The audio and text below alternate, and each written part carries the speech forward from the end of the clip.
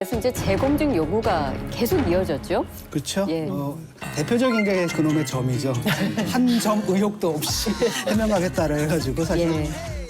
이게 뭐 세계 정치사상 유례가 없는 해프닝이 이제 벌어진 거죠. 근데 정말 그런 거야말로 TMI 아닙니까? 그쵸, 제가 투머치 정말 인포메이션이고. 지난주 내내 그 다른 사람의 점에 대해서 이렇게 관심을 온 국민이 가져본 적은 처음일 겁니다. 그렇죠. 그래서 결국은 이제 뭐 병원까지 가가지고 공개 검증까지 했는데 사실 얼마나 치욕적이고 그럼요. 굴욕적입니까? 그렇죠. 그다음에 뭡니까 이게 뭐 리벤지 포르노도 아니고 도대체 한국 정치 수준이 이렇게 떨어질 수 있는가 이런 한탄을 좀 하게 했습니다. 네. 근데 이분으로서는 뭐 어쩔 수 없죠. 이게 가장 선정적이잖아요. 그래서 그렇죠. 일단 국정감사를 앞두고 분명히 이제 이 부분에 대한 공격이 들어올 텐데 그 전에 털고 가자라고 해서 아마 본인도 뭐 어쩔 수 없었을 겁니다. 예.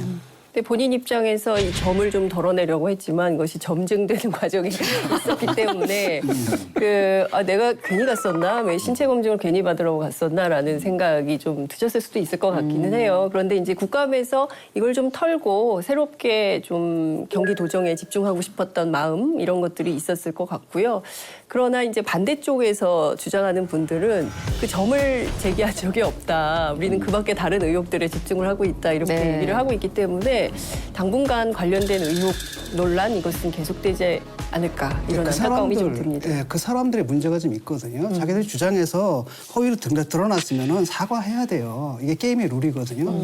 근데 저는 그 지금 의혹이 점증하고 있다고 보셨는데 저는 좀 다르게 봤어요. 상당히 효과 있는 대응이었다라고 저는 봤어요.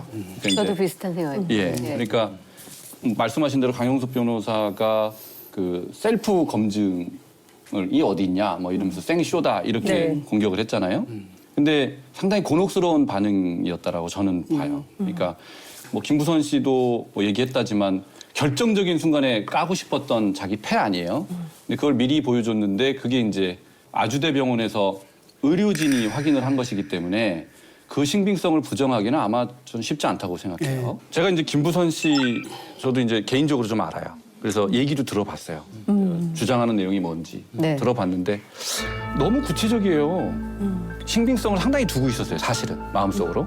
근데 이번에 그 검증, 셀프 그렇죠? 검증이라고 하지만 그게 저 스스로도 조금 무게추가 달라졌어요. 이미지라고 하는 게 매우 중요하다 저는 이렇게 생각해요. 왜냐하면 이분이 그냥 작은 존재가 아니고 자기 어쨌건 유력 대권 주자로 꼽히고 있고 1,000만 경기도민의 도정을 담당하는 분이기 때문에 하나의 이 팩트 자체로는 제가 보기엔 뭐 일단 작은 판정성을 거뒀어요. 분명히 깨끗하게. 그러나 이것이 아까 우리 장 기자 말씀하신 것처럼 의혹을 오히려 점증시키는 효과를 가져올 가능성이 있다고 보는 건 뭐냐면 이미지라고 하는 건 뭐 많은 것들이 이렇게 연관된 그 종합체로서 나타나는 거거든요. 그래서 저희가 흔히 얘기할 때 심증은 가는데 물증이 없다 이런 얘기하는 거랑 똑같은 건데 깊은 관계였던 거는 맞는 것 같다고 하는 거는 뒤집을 지금 저게 별로 없단 말이에요. 결정적인 증거가 오히려. 중요한 건 이거라고 봐요. 지도자이기 때문에 이분이 다른 지금 연루된 많은 것들 있잖아요. 뭐 친형 강제 입원, 정신병원 의혹이라든가 형수와의 뭐 그거는 뭐 이미 뭐 노출이 돼서 벌써 뭐 많이 알려졌고 조폭 연루설 이런 것들이 자꾸 더 씌워지는 그 지금까지 대응 방식이 과연 적절했는가. 두 번째는 지금부터 오히려 진짜 더 심각한 다른 것들로 번져갈 때 과연 이분이 정치 지도자로서 그리고 그런 것들이 종합적으로 뭔가 이 양반이 인성에 문제가 있지 않냐는 이야기 하는 분들이 많아요. 우리가 언어 게임을 할 땐 말이죠. 규칙이라는 게 있거든요. 그러니까 주장을 하게 되면 그 주장을 하는 사람 입증을 해야 돼요. 주장을 하는 사람 입증을 못하고 계속 입증을 하겠다고 했는데 그게 다 번번이 거짓말로 났다고 한다면 그 주장을 하는 사람이 거짓말을 하고 있다라고 우리가 판단하는 게 네. 맞는 겁니다. 공지영 씨하고 김부선 씨 같은 경우에도 입장 발표해야 돼요. 자기들이 그렇게 얘기해놓고 그 사람한테 정말로 그 말도 못할 굴욕감을 줬잖아요. 그렇다고 국민들 앞에 해명을 해야 되는 겁니다. 이번 사태에 대해서. 왜 입히고 있는지 모르겠거든요. 그다음에 다음 게임을 하라는 거예요. 다른 증거를 들고 나오든지. 저희가 볼 때는 사실 증거도 없거든요. 지금의 이런 이슈들이 대부분 이제 선거법 위반 사건으로 지금 진행이 되고 있는데 그러면 그게 이제 6.13 지방선거 이후에 벌써 지금 4개월 지났단 말이에요. 이게 그렇죠. 대부분 공소시효가 그 6개월이니까요. 지선으로부터 6개월이니까 네. 뭐 12월 13일이라고 하는데 맞습니다. 그럼 왜 4개월 지날 동안 경찰 수사가 왜 이렇게 더딘가, 뭔가 일단락이 될 만도 한데 왜 이렇게 안 되나, 그리고 왜 꾸준히 이 이슈가 제기되고 있는가, 이런 질문 할 수 있을 것 같아요. 실제로 경기도민들도 그렇고요. 그리고 국회에서 취재를 해보면 여당 의원들조차도 검찰과 경찰이 왜 이렇게 미온적이야, 적극적으로 수사를 해서 명쾌하게 좀 정리를 해주면 좋을 텐데 그것을 차일피일 미루는 바람에 SNS에서는 더 크게 논란만 증폭이 되고, 그리고 또 민주당의 경우에는 지지층 내부에서 이게 분열 코드가 되고 있기 때문에 상당한 부담을 느끼고 있는 거고, 그야말로 이제 넉 달째 지금 혼란 속에 있는 거기 때문에 검경의 빠른 수사를 촉구하는 목소리가 굉장히 높이 있는 게 사실입니다. 그리고 사실 경기도민들 같은 경우는 그런 얘기를 많이 하더라고요. 이재명 지사 사생활이잖아요. 그리고 그 전에 남경필 지사도 아들의 뭐 마약, 그다음에 후임병이죠. 후임병에 대한 뭐 성추행, 그리고 이제 폭행 의혹 사건들도 있었고, 그렇기 때문에 우리는 왜 이렇게 사생활이 어려운 분들이 우리 동네에 오시는 거야.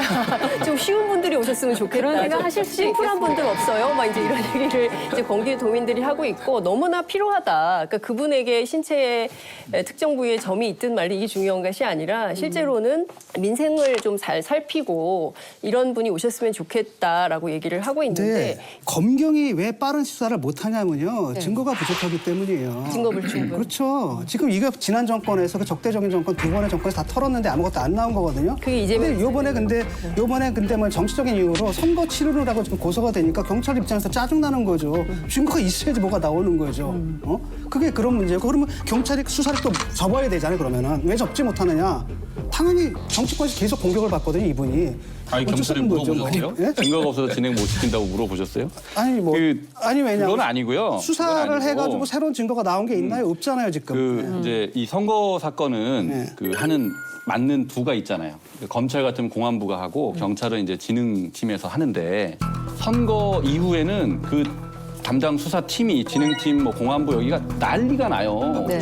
엄청나게 많은 사건이 있단 말이에요. 이 사건 하나만 하는 게 아니에요. 그래서 그런 문제가 있는 것이고, 두 번째는 이제 도지사 사건이기 때문에 경찰, 검찰 입장에서도 신중에 신중을 기할 수밖에 없는 거예요. 그래서 그런 두 가지 이유 때문에 이제 시간이 좀 걸리는 것이고, 그다음에 이제 이재명 지사에 대한 그 혐의 사실이 16개인가 된대요. 16개인가. 근데 그중에서 이제 뇌물죄나 이런 것들은 시효가 길기 때문에 뒤로 제껴놓고, 공선법에 관련된 거 시효가 급박한 것 위주로. 우선해서 처리를 하고 있는 거예요, 나름대로. 네. 근데 어쨌든 간에 만약에 그 허위 사실을 유포한 사람들이 있잖아요. 네. 예컨대 그 바른미래당 김영환 의원이라든지 자기 입으로 그랬잖아요. 감옥 가겠다고. 가실 준비해야 되고요. 또 사생활 관련해가지고 정말 말도 안 되는 모욕적인 이런 의혹을 제기했던 그분들도 감옥 가실 준비하셔야 돼요. 근데 잠깐 진 교수님이 지금 잠깐만. 허위가 드러났을 경우에는. 잠시만요. 예를 들어 요번에 보세요. 판단을 좀 요구하시는데 왜 이렇게 성급하게 아니, 우리 진 교수님은 성급한 게 아니라 왜 이재명 지사 얘기만 나오면 이렇게 막 버럭버럭 하시고 성급하게 막 앞질러 가시고. 이재명 지사 그래서 제 댓글을 보니까 굉장히 여러 가지 썰이 있어요. 뭐 이재명 뭐 성남에서 뭐 맡은 거 아니냐, 뭐 경기도에서 뭐 맡은 거 아니냐. 그래서 가짜 뉴스. 그런 의혹이 있어요. 이게 한번 털고 가보세요. 왜 이렇게 쉽게 말하면은 지금 내가 볼 때 객관적으로 볼 때 이분에 대한 공격이라는 게 지나쳐요 지금. 다 나왔던 공격의 재탕이거든요. 그다음에 선고가 끝났으면 이제는 웬만하면 그전엔 그랬잖아요. 서로 고발 고소 취하해주고 그랬잖아요. 그런데 지금 완전히 찍혔거든요. 그래가지고 지금 왕따를 시키는데 여러분들 집에서는 어떻게 배웠는지 모르겠지만 저는 우리 집에서 뭐라고 그랬냐 어렸을 때부터 어떤 애가 그냥 괴롭힘을 당할 때 신난다 같이 때리는 거 옳지 않다고 배웠거든요. 그것 때문이에요. 그냥. 상황이 좀 지나치다. 지금 그렇게 보시는 근데 건데. 실제로 예. 이재명 지사 입장에서 보면 너무나 괴로운 거죠. 그러니까 오죽하면 본인이 스스로 가서 병원에 가서 신체 검증을 받겠다고 얘기를 하겠습니까? 그러니까 이재명 지사의 경우에는 실제로 오히려 이런 논란들 때문인지는 모르겠지만 매우 적극적으로 진보적인 정책들을 펴고 있거든요. 이를테면은 삼성 관련해서 잘 얘기가 안 되는데 이번에 이산화탄소 유출 사건에 대해서 제일 먼저 발빠르게 대응을 했고요. 그리고 얼마 전에 있었던 풍등 사고와 관련해서도 대한송유관공사에 대해서 적극적으로 어떻게 된 건지 확인해 보겠다고 하기도 했고요. 그리고 복지 관련돼서도 굉장히 다양한 정책들을 많이 하고 있습니다. 그럼에도 불구하고 그놈의 이런 논란 때문에 이게 다 묻혀지는 특징이 있어요. 그래서 이재명 지사 스스로도 뭐 한편의 굴욕감과 이런 게 존재할 거라고 생각합니다. 뭐 특히 이번 고소고발건의 대부분이 말씀하신 대로 바른미래당 측에서 제기한 의혹들이 상당합니다. 친형 이재선 씨에 대한 강제 입원 관련한 허위사실 공표죄, 그리고 또 하나는 성남 FC 관련 뇌물죄 의혹 같은 것들이 있는데 이게 어쨌든 꾸준히 지금 이어져 오고 있고 대부분 아마 알고 계실 겁니다. 사실 바른미래당은 저는 큰 문제가 아니라고 봐요. 이렇게 큰 변수도 아니고 오히려 저쪽 야당이 그렇게 공격을 해줄 때 이중에서 뭡니까? 엄호를 해줘야 되는데 엄호가 아니라 오히려 주요한 공격이 요 민주당 내에서 나오고 있거든요. 그렇죠. 그게 어떻게 된 거냐면 처음에 2017년 대선 후보 경선 과정이 후유증인데 그때 이제 문고로 소리하고 극성스러운 왜 친문 팬덤들이 좀 있잖아요. 이 사람들이 이제 팬덤이라는 게 원래는 이제 파나틱의 약자예요. 그래서 어느 팬덤이든 간에 약간 광적인 게 있는데 이 사람들이 이제 거대하게 만들어서 우리가 옛날에 노무현 대통령처럼 그게 그냥 가시게 할 수는 없다. 네. 우리가 지켜드려야 된다. 이런 생각을 갖고 있는 거고 여기에 또 이제 그 편승하는 게 뭐냐면 그쪽에 뭐가 있냐면은 그 팟캐스트들이 있어요. 그래서 이른바 이제 스노킹이라고 하죠. 이런 사람들이 와가지고 계속 조장을 합니다. 그다음에 이제 친문 정치인들이 이제 편승하는 겁니다. 왜냐하면 이게 꽤 세력이 커 보이거든요. 몇십만이 돼버리고 자기들이 이제 당내에 헤게몬을 쥐고 있을 때 이들을 좀 동원하는 측면이 있어요. 경기도 국감에서 조원진 의원이 박근혜 전 대통령과의 비유 발언을 한 게 있습니다. 그러니까 믿었던 사람들에게서 등돌림을 받는 상황이 박근혜 때를 생각나게 한다. 이런 취지의 말이었는데 이 관련해서 이수석 님도 이것이 적자와 서자의 차이다. 네. 이런 말씀을 하셨더라고요. 그 뭐 적자와 서자인지 적자와 양자인지는 모르겠으나 저는 서자라는 표현이 더 맞다고 보는데 친문 핵심들 입장에서 볼 때는 사실 출발점부터 우리 이재명 지사라는 사람은 듣보잡이에요. 사실 성남시장이라는 게 뭐 전국적 지명도가 있는 위치가 아니잖아요. 경선을 하면요 반드시 앙금이 남아요.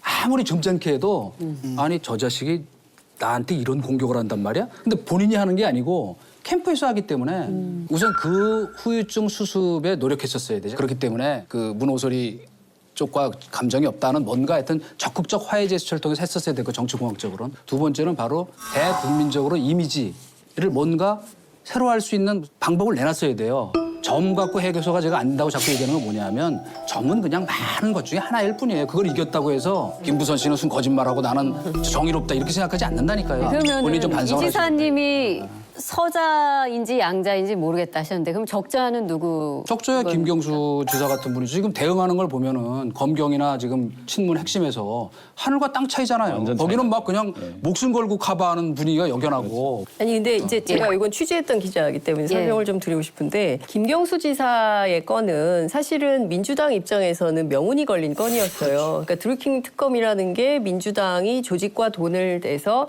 대선 당시에 매크로라는 여론조작 프로그램을 돌렸냐 안 돌렸냐, 이 선거법 위반이냐 아니냐, 이것이 핵심 쟁점인데 그 가운데 대통령의 최고 측근으로 알려진 김경수 지사가 관련이 돼 있다면 이거 심각한 문제다. 그래서 김성태 원내대표가 국회 앞에 그 단식 농성하신 거 아닙니까? 고민이 굉장히 깊었어요. 그래서 본인 스스로는 이렇게 드루킹 의혹에 있기 때문에 내가 출마하는 것이 좋지 않다고 생각해서 출마를 하지 않겠다는 입장이었는데 당시 의총을 열었죠. 의원총회를 열어서 김경수가 어떤 선택을 하는 것이 옳으냐를 결정하자고 해서 집단지성을 모은 겁니다. 그래서 김경수가 출마하는 게 좋겠다라고 결정이 난 거예요. 그런 사연이 있는 것이고 이재명 지사의 경우에는 사실 지난 대선 경선 때부터 있었던 앙금이 있는 거죠. 당시에 이재명 대선 후보께서 세게 문재인 후보를 공격을 했었고 집중 공격을 했었죠. 그렇죠. 네. 그렇기 때문에 상당히 논란도 컸고 SNS에서 이른바 사가지 논란이 제기가 되고 했었던 것이기 때문에 당 내부에서는 이런 거예요. 그러니까 경선하고 있는 아무개와 아무개가 붙고 있는데 여기에서 아무개 편을 들으면 이 캠프 일원이 되는 것처럼 여겨지는 거예요. 누구의 손을 들어주기가 굉장히 어려운 겁니다. 그러니까 김경수의 건은 당 외하고 싸우는 거기 때문에 쉽게 분투가 가능한 거지만 이재명 거는 같이 싸우기가 굉장히 애매한 겁니다. 그래서 아마도 당 내부가 적극적으로 엄호하거나 이러지 못하는 상황인데 제가 얼마 전에 이해찬 대표 인터뷰를 한 적이 있었는데 이해찬 대표가 무슨 얘기를 하냐면 박원순 시장과 이재명 지사의 경우에는 민주당이 굉장히 소중한 대선 후보 자산이다라는 얘기를 해요. 그것 때문에 앞서 말씀하신 대로 또 욕을 먹습니다. 네. 친문이냐 아니냐 문재인 대통령 적극 지지자들로부터 지금 뭐 바깥으로는 마치 이재명 지사를 터부시하는 것처럼 보일 수는 있지만 당 내부에서는 전국 선거를 뛰어본 사람들이 많지가 않아요. 박원순 시장만 하더라도 서울시 선거만 해봤지 전국 선거를 해본 적이 없거든요. 그러니까 민주당 입장에서는 이재명이라는 정치인의 힘이 매우 크다. 그렇기 때문에 대선까지는 과정이 길기 때문에 지금은 지켜보고 어떻게 하나 이렇게 관찰할 때이지 지금 뭐 그를 적극적으로 한 해 만에 하는 얘기를 할 때는 아니다라는 얘기를 하고 있습니다. 네. 저는 이재명 지사가 이제 좀 태도가 바뀌었잖아요, 최근에. 자기가 싸가지가 없었다. 이런 얘기를 이제 하는 걸 보면 두 가지 생각이 들어요. 한편으로는 얼마나 스트레스가 심했으면 저 꼿꼿한 사람이 저렇게 고개를 숙이게 됐을까?